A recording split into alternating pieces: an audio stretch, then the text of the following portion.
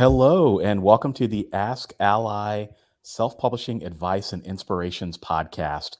And this is the podcast where we answer your most burning self publishing questions.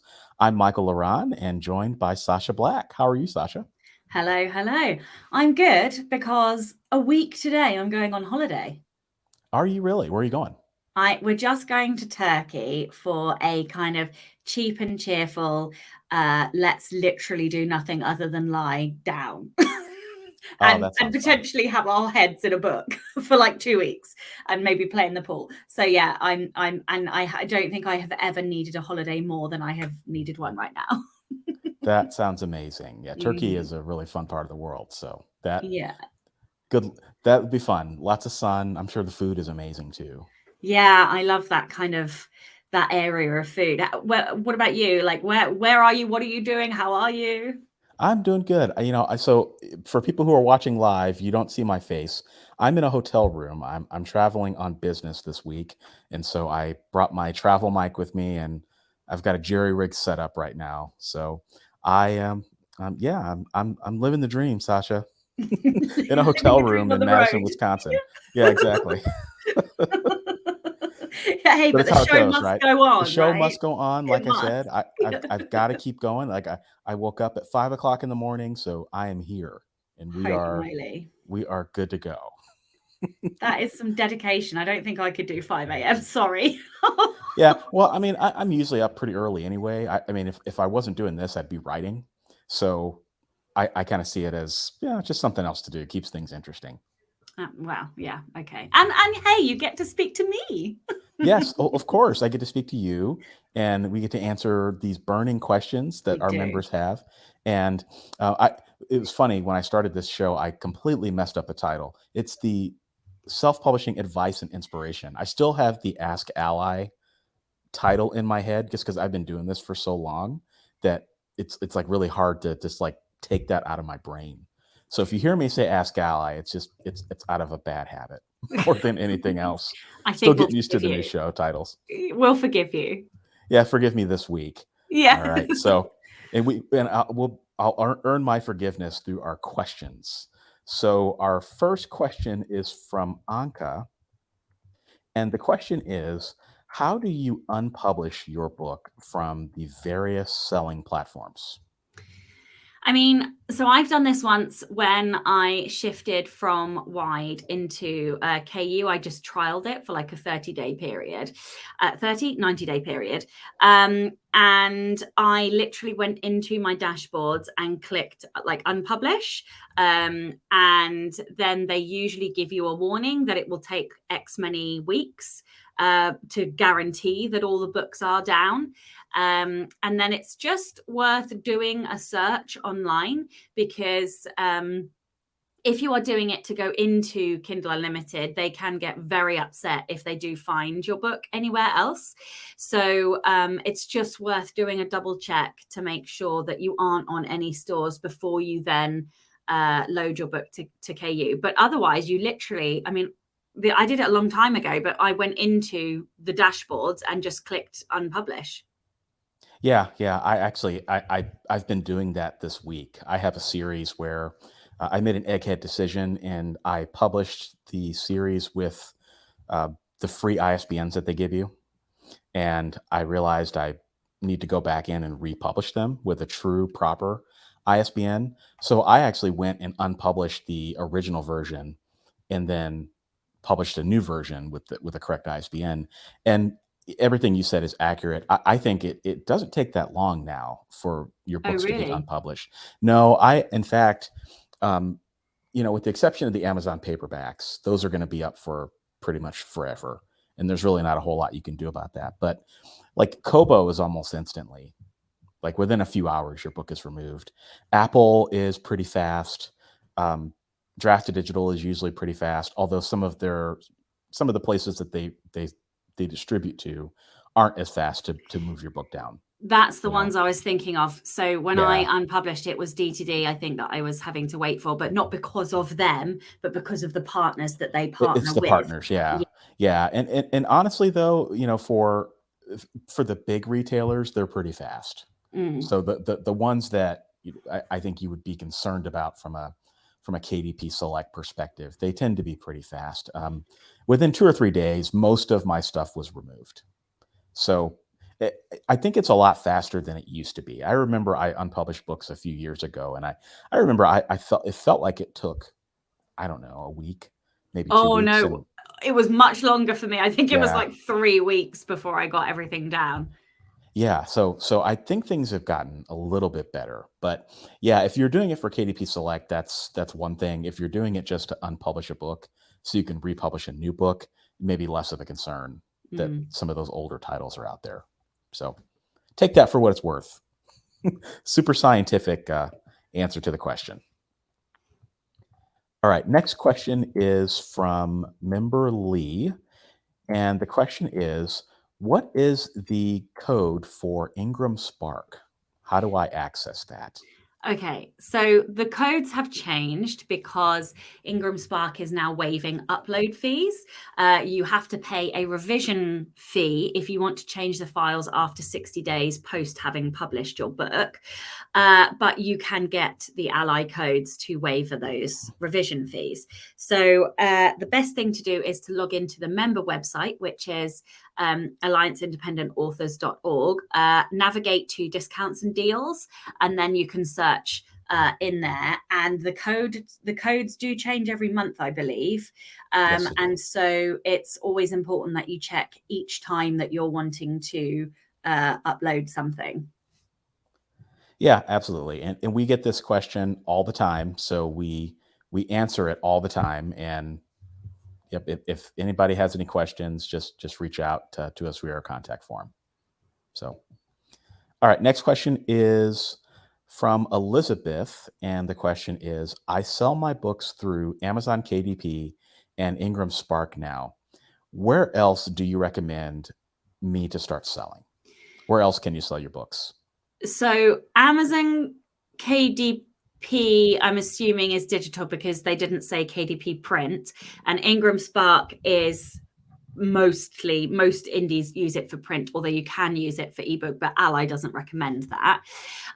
So my advice would be to upload to KDP print as well as Ingram Spark, because you get the benefits of being with Amazon Prime, things like that, where Amazon, if you're using KDP print, they will print and ship your books faster than if you're using a third party like Ingram Spark.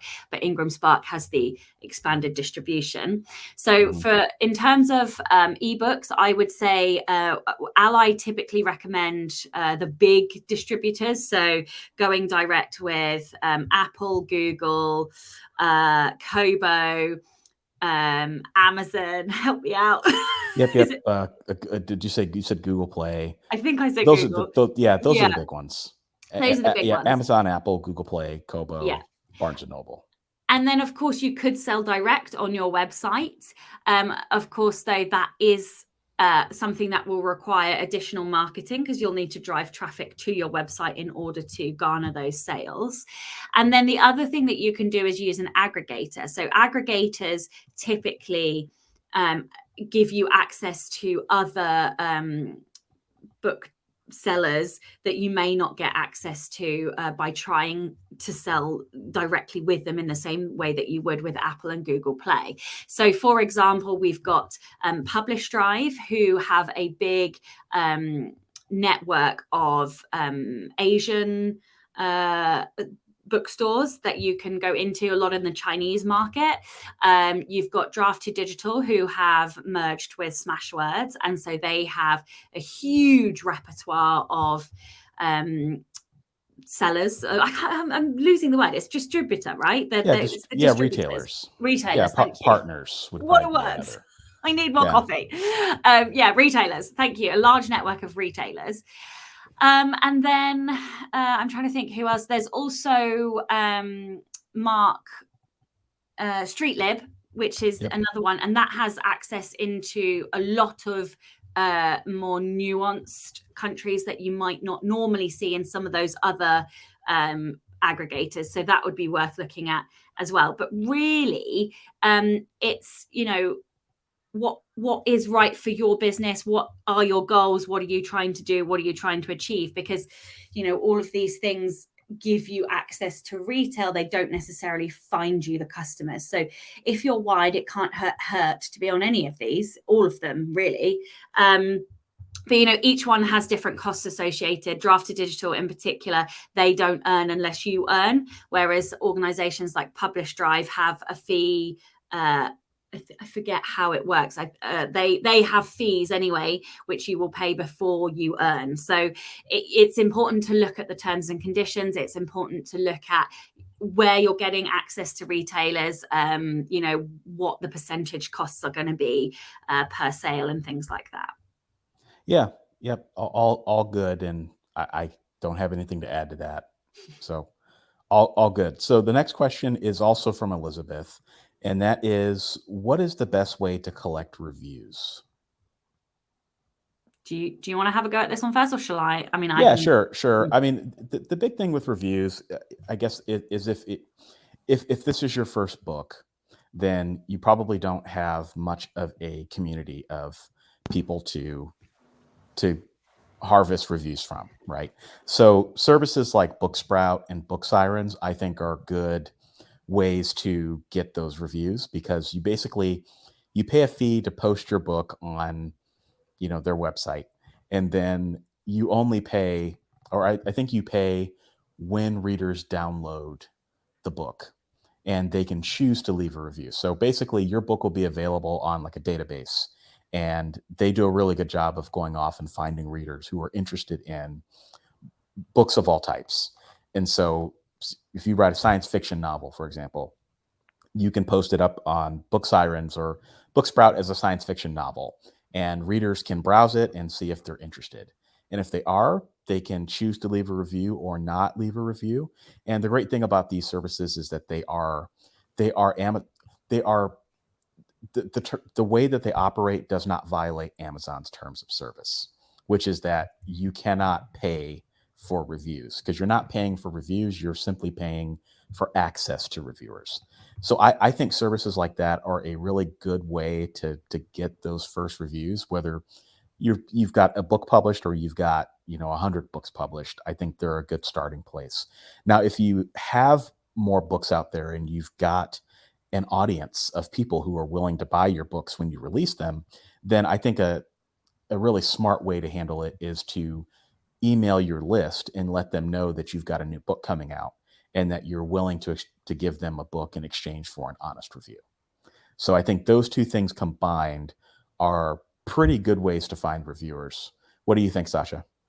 Yeah, I love that. I mean, there's a couple of other things that you can do. So you can have a look on things like Facebook, where there are often genre reader groups.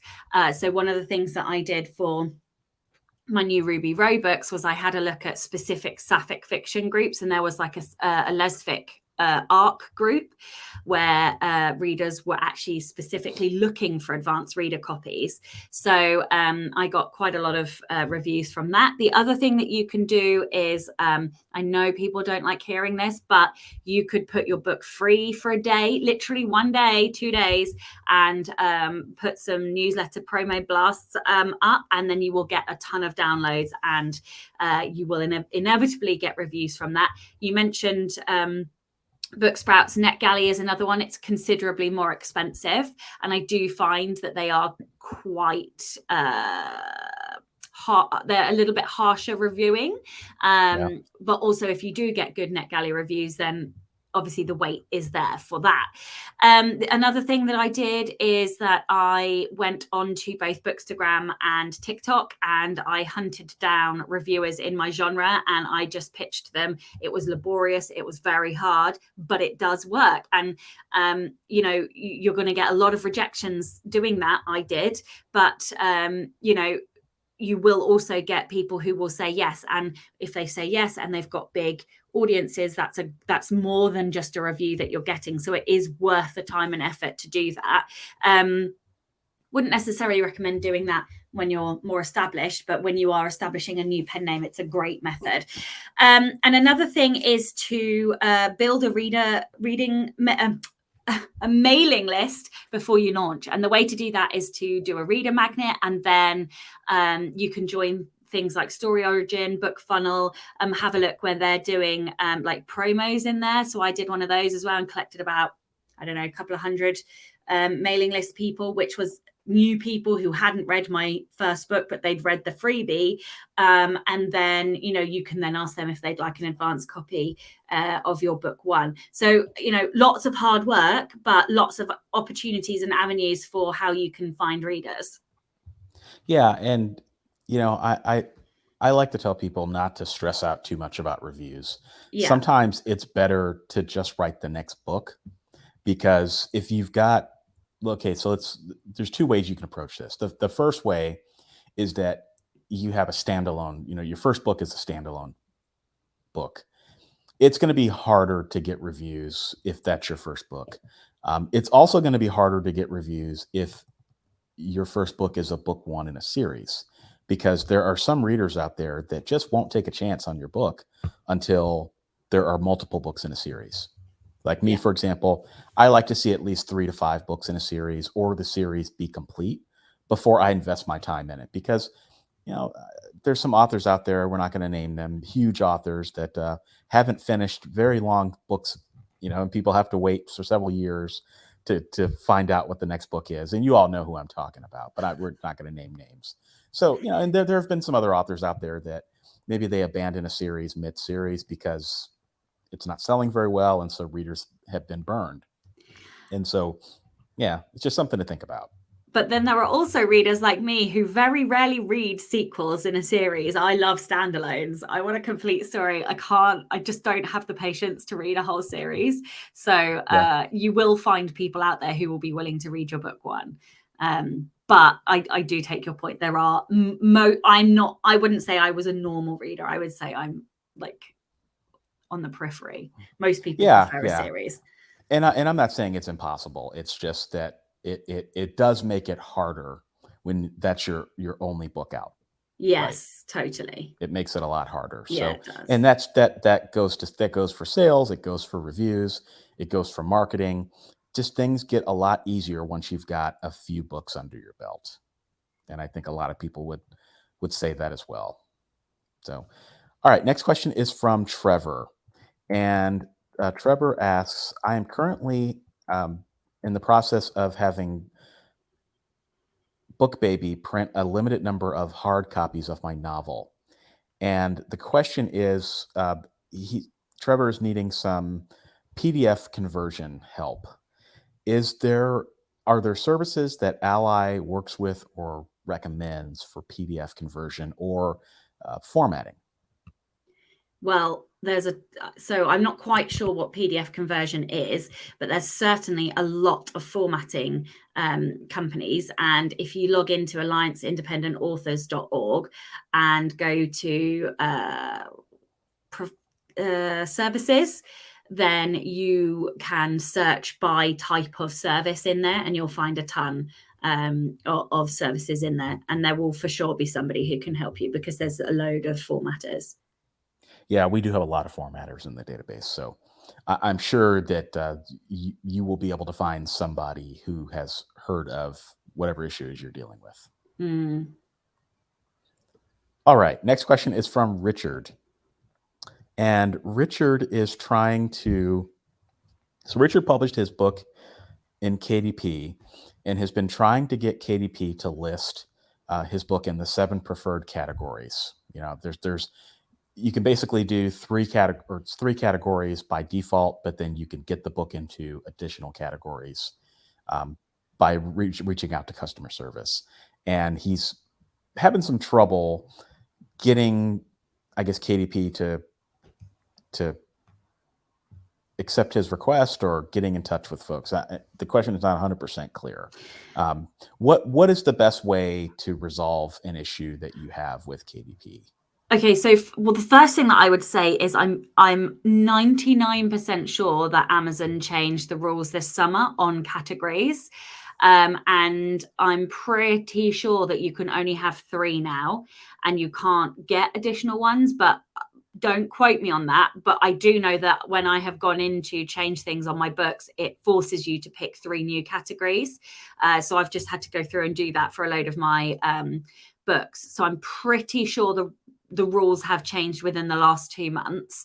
But the second thing that I would say is, if you are not getting any response in the KDP dashboard help system, go to Author Central, because Author Central often are more responsive and will sort some of the things that KDP won't. I don't know why. I don't know the difference. I don't know if they're the same department or different departments or what, but I do know that sometimes Author Central will resolve issues for me that KDP dashboard haven't.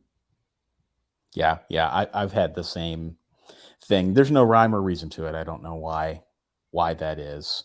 Um, but yeah, definitely the rules have changed. So I would just encourage everybody to take a look at those and just make sure that what you're asking of KDP is in line with their current methodology. All right. Next question is from Jonathan, and it's around ISBNs. So, ISBNs and imprints in particular. So, just as I have different names for different genres, different pen names, can I use um, different imprints using the ISBNs assigned to my main publishing imprint? I actually don't know the answer to this, but it's something that I thought about when I started a new pen name, because I've got Atlas Black Publishing under Sacha Black, and I wasn't Mm. sure if I could change it with Ruby Row, and I decided, because it was an open pen name, that it didn't matter, so I just kept with Atlas Black Publishing. Um, so my advice would be to email Nielsen, or if you're not, if it's Bowker, if you're in the US, or Yeah. check whoever you've brought the ISBNs from. That is probably the best place to check, because the thing is, you can assign anything in Amazon. You can just write whatever you want in the imprint name. But the question becomes, what have you put in to your, for example, Nielsen dashboard? If you've assigned the publishing imprint to a set of ISBNs, then it's probably that those ISBNs are assigned, and you may have to buy a new stash of ISBNs. But like I say, I would go and check what the system is saying, because I'm not 100% sure. Yeah, when you start dealing with imprints, that's when I think things start to get a little complicated. I'm in my Bowker dashboard right now, and I'm looking at the imprint section, and you can. It looks like once you enter in your publisher, that field gets locked down. Yeah, that was my So gut. yeah, so I think you're right, Sasha. Once you, it depends. Once you register your ISBNs to a publisher of record, I think you do have to have a different.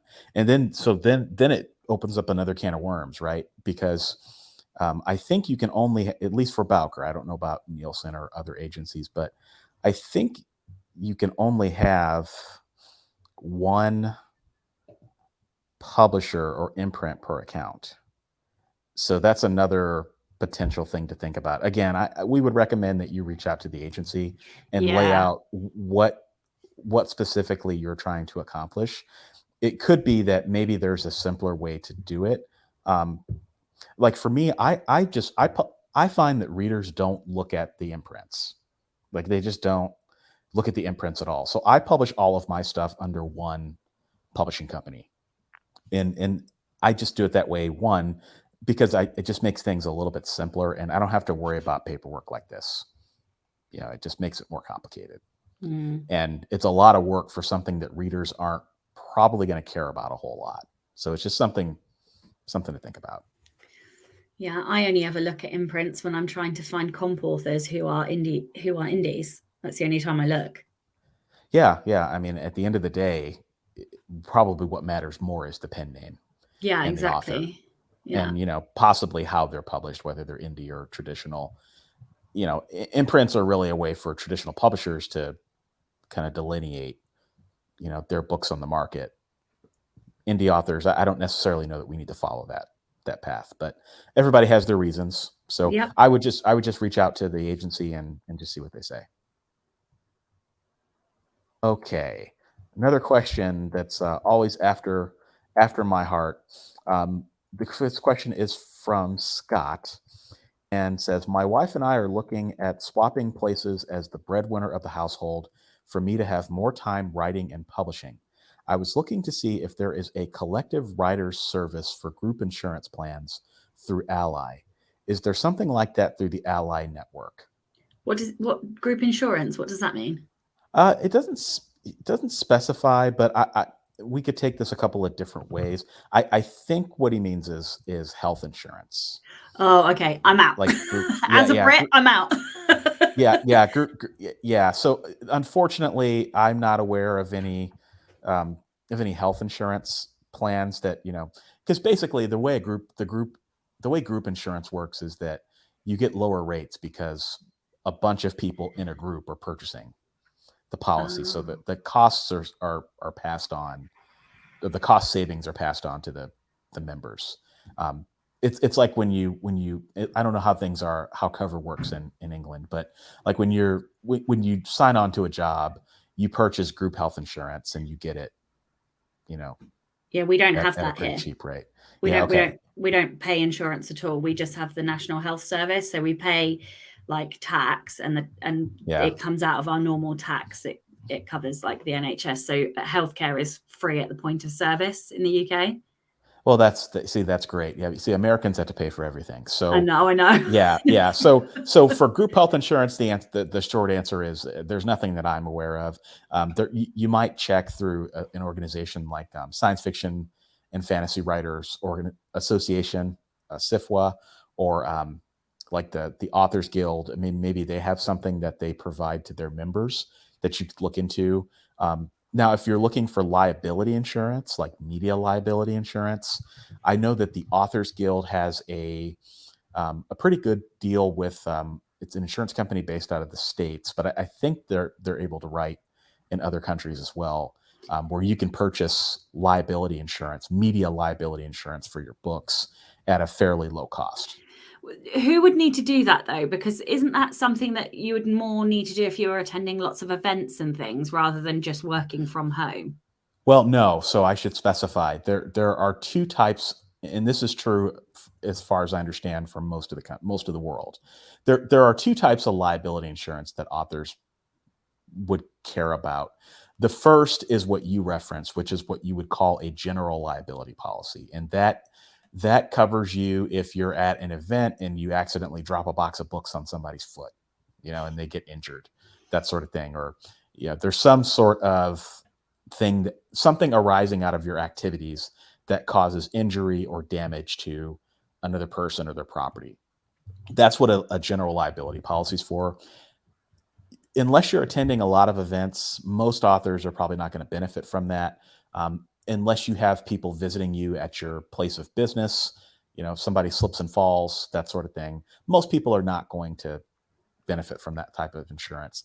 The media liability insurance that protects you. That's another type of liability insurance, and that protects you from copyright infringement. If you accidentally infringe on someone's copyright or make some sort of intellectual property gaffe, that is what's intended for authors, and that's what I was referring to with the Authors Guild. So Okay. hopefully that is clear as mud. Yeah. But yeah, the point is that insurance for writers is unfortunately it's an every person for themselves kind of game, and if you do need some sort of insurance coverage, you're probably just going to have to get it on your own. So I love insurance questions. So well, it's almost like you have a expert background in it. Yeah, well, I mean, my trade during the Yeah. day when I'm not doing insurance is liability insurance. So I know a little bit about it. All right. Next question is from member Craig. And the question is, should I do a consignment with a local bookstore? It depends what your goals are. It's it takes quite a lot of effort to establish those relationships. And given the costs of print on demand books, you're only going to be getting, a couple of quid really per book, maybe 3 if you're lucky.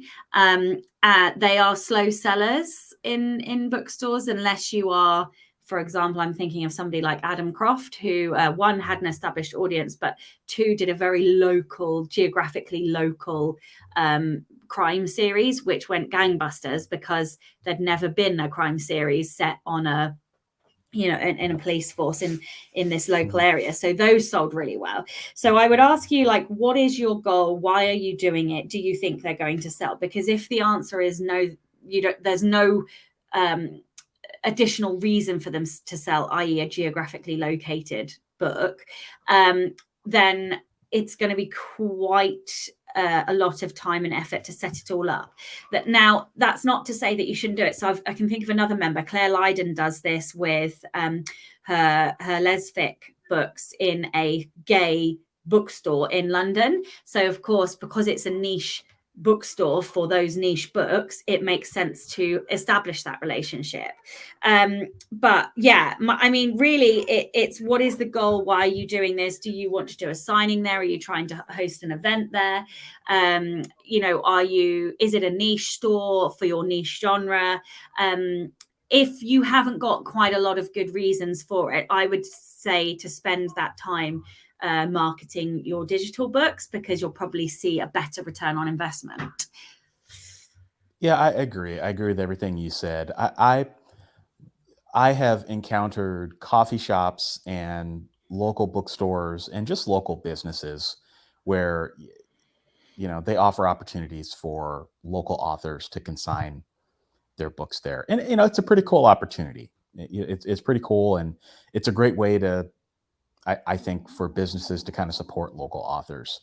Yeah. What I have found, though, is that it it it often doesn't match up. It often doesn't help you out a whole lot. I mean, you I think if the arrangement is you print your books, show up to the bookstore, drop them off, come back in a couple of months and collect a check or the money, whatever, then that's great. But I mean, if you're wanting to build a business model around this, I just don't see that happening. I mean, it's pretty difficult. I had a friend that did this, and he consigned his books to a local coffee shop, and the books just sat and sat and sat. So, like I said, I think your example, Sacha, is a really good example. Like if you can find a genre bookstore and you write in that genre, to me, that's a slam dunk. But other than that, you have to weigh your time with the effort that's going to be involved. Yeah, it then becomes the waiting game. For example, like if you blow up on TikTok and all of a sudden paperbacks are selling a huge proportion, then it might be worth. But you're better spending the time marketing yourself and your brand and your books, and allowing that your author ecosystem to flourish first before attempting some of those things. Yeah, I mean, because unless they're going to be focused on selling your books, then it just becomes. I just don't personally think it's worth it. I haven't come across a situation where it has made sense for me personally, but other people can kind of do the math and kind of weigh out your options. Yeah. All right. Next question is from Kyle. And the question is that several platforms do not require ISBNs for ebooks. Some have told me that it's better to have one, others don't think so. What do you think? Well, Michael, did you just tell me that you went through publishing and unpublishing things? So why don't you start with this question? Okay. So, where do we start? Okay. So that was a big sigh. Yeah. Okay. So when I first started publishing, I did not use my own ISBNs. One, because they're just extraordinarily expensive. I'm an American. I have to pay my I have to buy my ISBN. So I had to buy the 1,000 ISBN block, and I just wasn't going to do that at the beginning of my career when you could do it for free, right? So I published a ton of my books with ISBNs and stuff, and without ISBNs, and I found that it precluded me from seeking additional opportunities once I started getting success. So, I can't say what some of those were, but not having an ISBN did kind of shoot me in the foot a few times. So at one point I said, okay, I'm just going to buy the 1,000 block of ISBNs. I'm going to go in the corner and cry for a little bit, and then it's going to be okay. And so I did that. And so every book I published from that point on had an official ISBN. So, if you can do it, I think it just makes your life easier down the road to just use ISBNs. Now, the question is on, do you need ISBNs for ebooks? I'm kind of half dozen on one, half, six on the other. I think that ebook ISBNs are not necessary. And yes, it's not, you don't need them. But I think one of the issues that we have had in the indie community over the past decade, really since since self-publishing as we know it has come into form, has been the fact that we don't have accurate data around how many books actually exist in the marketplace, right? So if you look at all the places that are doing reporting, they're reporting based on ebooks that have ISBNs, right? So I would probably say a vast majority of self-published ebooks do not have ISBNs. And so for that, it makes it difficult for us to get accurate data about what the actual market looks like. So if anything, to me, I think it does make sense to use ISBNs on your ebooks for that reason alone. But if you don't care about that, then you don't need it. Yeah. Well, But definitely use it for your paperbacks, though. Yeah, there's one other reason for using one on your ebook, and that's if you've ever run into trouble having to prove that you own the rights to your book, or if you have to prove something to Amazon. I have found that 9 times out of 10, showing my Nielsen account with my name and my imprint and the ISBN has resolved 99.9% of issues. Really? Interesting. Yes. Okay. Because we don't have copyright in the UK in the same way that you guys have it, where lots of people apply for copyright. I have been told that I should be doing that just because it does resolve all issues. But I have found the same thing happens if I show my account with my name, address, and all my details in it with the ISBNs. It actually does resolve a lot of issues for me. So because I also am like, some of my ebooks have them and some of them don't, and I am starting to use them more just because I have run into a number of issues where I've had to prove certain things to Amazon. So yeah, that might be another reason. Obviously, it depends on your country. Perhaps you've got the copyright file instead. So yeah. Yeah, I mean, ultimately, it boils down to your budget. Yeah. Right. And it boils down to, and if you live in a country where you don't have to pay for an ISBN, then to me, it's a no-brainer. I mean, why wouldn't you, right? But if you have to pay for your ISBNs, then I understand the budget constraints, because I dealt with that early in my career. But I'll also say that I don't know that I had my priorities set when I was starting. I mean, I spent a lot of money on stuff that didn't matter early in my career, and probably could have spent some of that money on ISBNs, looking back on it. But hindsight is 2020, right? Mm-hmm.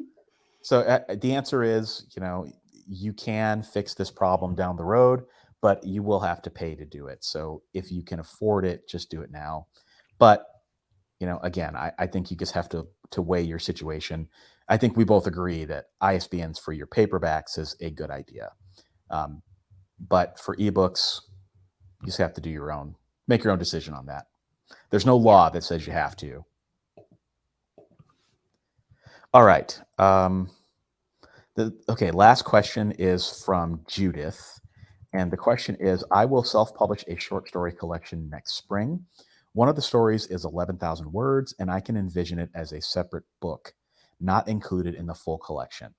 I'm thinking that for marketing purposes, offering 2 books, one at a lower price, could be a benefit. What do you think? 2 books is more money than 1 book, so I would always do the 2 books. Feels Yeah, very, well, yeah. I mean, there's no right or wrong answer. Some people like longer things, and some people like shorter.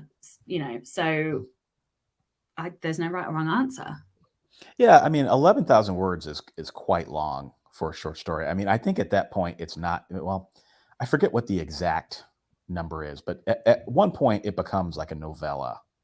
And I don't remember it. I mean, that's probably pretty close to that limit. So, if you've got 5 stories in your story collection, and you know the other, this is, one of them's 11,000 words, and then the other 4 are 2,500 words, then yeah, I think you need to pull that big story into its own book. Yeah, because you it know will give her marketing opportunities. You could discount the shorter books, the shorter story collection as a lead magnet, or as a doorway into the longer story. Put a link in the back of one of the books or both of the books to cross market, and do some advertising, and job's a good one. Yeah, and I think you should also do branding. Make sure that the stories, the both books have similar branding, so that if they were right next to each other on a shelf, readers they would say, "Oh yeah, that's a logical continuation." Yeah. Because that's I think one of the problems with short stories and novellas is that sometimes we kind of treat them like afterthoughts. And I know I've been guilty of this in the past, where I'll publish my novels, and I'll focus on my novels, but then the short stories get kind of a lesser cover, might not be as good of a cover, might be a different design. So you'll maximize your income if you make sure that the branding is similar. Yep. All right. Well, Sasha, that's another month. Crazy, Amazing.